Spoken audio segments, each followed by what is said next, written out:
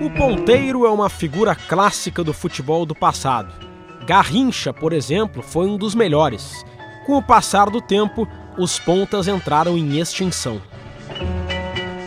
E à medida que você começa lá em 1980 a trazer os pontas para dentro do campo para virarem meias, né, acredito eu, né, por uma evolução na característica de uma posição, que era a posição de lateral, né, que ele passou a não só fazer parte do sistema defensivo e passou a fazer parte também, né, no apoio com uma maior frequência, né, esses jogadores que de lado, né, que não tinham por característica fazer esse corredor de 60 a 70 metros, foram vindo para dentro do campo.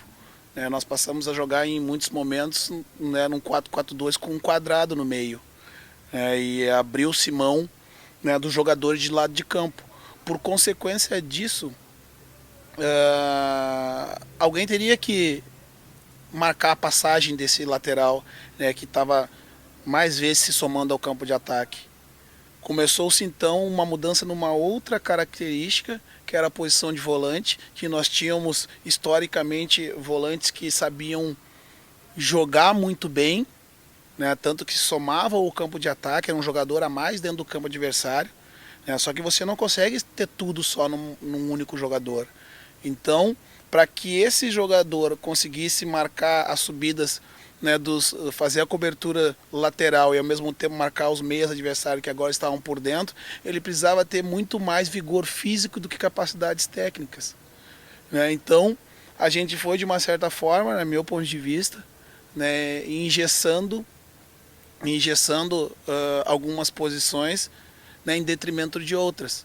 Quando esses jogadores de flanco, marcadores, passaram a não ser mais zagueiros, sim jogadores de meio campo deslocados e que sabiam contribuir com a sua equipe para a organização de jogo e inclusive indo até o ataque, isso fez com que os ponteiros tivessem que participar também do trabalho defensivo. O ponta parou de só ser um jogador ofensivo para atacar o lateral adversário. Sim, e passou a ter que marcar também. Ter que marcar porque esse passou a ser um lateral que sabia jogar também. Então ele passou a ultrapassar a linha de meio campo. Antes não, antes era um zagueiro.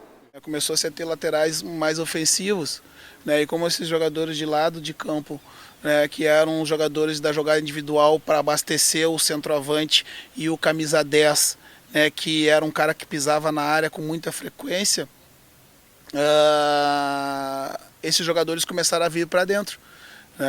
Os pontas começaram a vir para dentro porque os laterais começaram a ter uma capacidade física de conseguir aguentar, marcar e atacar também. Mas os ponteiros não ficaram apenas no passado. Na atualidade, nos esquemas 4-2-3-1, 4-1-4-1 e 4-3-3, o futebol está voltando a atuar com jogadores nas pontas do campo. Estão voltando os wings. O famoso wing no mundo inteiro, no futebol inglês, no futebol espanhol, alemão, tu pode ver que atacante puro é um só. Puro é um só. O que eles estão fazendo? Se eu sou mais forte, eu uso um volante e faço uma linha de 4. Esses 4... 4-1-4-1. 4-1-4-1. Qualquer um deles pode fazer a função. Normalmente, as equipes não têm um jogador fixo para fazer aquela função de lado, aquela do wing aqui, ó, essa aqui, ó. Não, ele não tem. Muito poucos têm um cara específico. Os 4 giram na intenção de, na movimentação com bola, confundir o adversário e no seu retorno sem bola, o que tiver pelo lado, faz o lado. Então o ponta passou a ser não um único, e sim todo aquele que usasse aquele espaço. Então hoje eles conseguem usar, mas não esquecendo nunca que eles têm a obrigação de fazer a recomposição. Se eu sou igual ao outro time, eu faço o 4-2-3-1. Por quê? Porque eu tenho 2 marcadores e tenho 3 meias. 2 deles farão o trabalho pelo lado. O exemplo do Grêmio hoje aqui, né? Tanto faz Pedro Rocha, ou Luan, ou Juliano, ou Douglas, alguém que tiver pelo lado que faça. Né? Então, eles são pontas? Não, mas eles usufruem do espaço deixado pelos flancos. Então, por isso, hoje, a gente volta a ter os jogadores de lado, né, que cumprem uma função de corredor de 60 a 70 metros, fazem um corredor lateral, né, e por consequência, novamente, pela necessidade não tão urgente do volante fazer a todo momento coberturas laterais, nós precisamos novamente de jogadores com qualidade por dentro para fazer o corredor central, para levar o time à frente. É uma adaptação de características físicas do atleta que, por consequência, gera uma mudança em contextos, em conceitos táticos do jogo.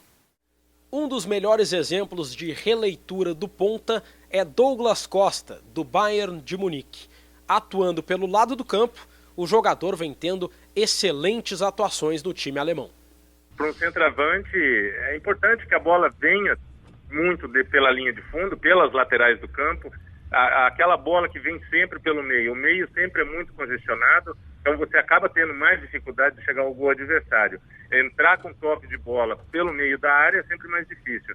Então, com pontas abertas e rápido, como é o caso agora do Douglas Costa, um garoto que surpreendeu a mim e a toda a nação, os torcedores do Bayern de Munique, é impressionante o que ele vem fazendo até agora no campeonato alemão. Claro que o campeonato começou faz pouco tempo, mas deixa um gostinho assim que ele pode estar crescendo ainda mais no Bayern de Munique. É um jogador que mesmo já estando jogando no continente europeu, muitos não sabiam da sua capacidade técnica, tanto que agora é um jogador que vem aí sendo nomeado para a equipe do Dunga na seleção, e é bom de ver, e é um jogador que está ajudando o Bayern de Munique e com certeza vai ajudar muito a seleção brasileira. Os pontas, ou um deles pelo menos, tem que ser rápido, tem que ter velocidade? Pois é, aí tem que haver um equilíbrio, né, do meu ponto de vista. Né,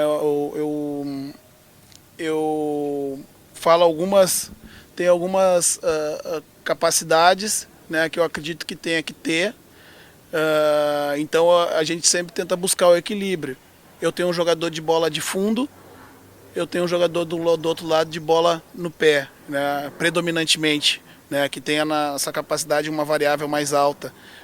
Um jogador que tenha o drible pela habilidade, que para a bola e dribla o adversário parado, ou aquele que passa pelo adversário em velocidade, né, ou que procura a velocidade pela força, né, para transpor o obstáculo.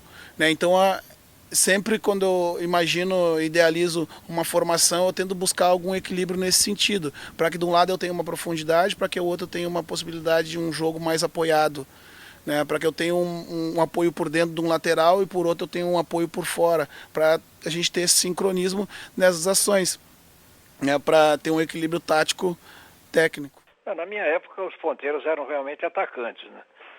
Todas as equipes jogavam no 4-2-4, ou seja, com 4 atacantes, 2 ponteiros e 2 jogadores enfiados, sendo que um voltava um pouco mais. Depois o Brasil chegou a adaptar o 4-3-3 após o Zagallo fazer esse trabalho na Copa de 58. E muitas equipes se tornaram assim um pouco mais cautelosas, com mais jogadores no meio campo.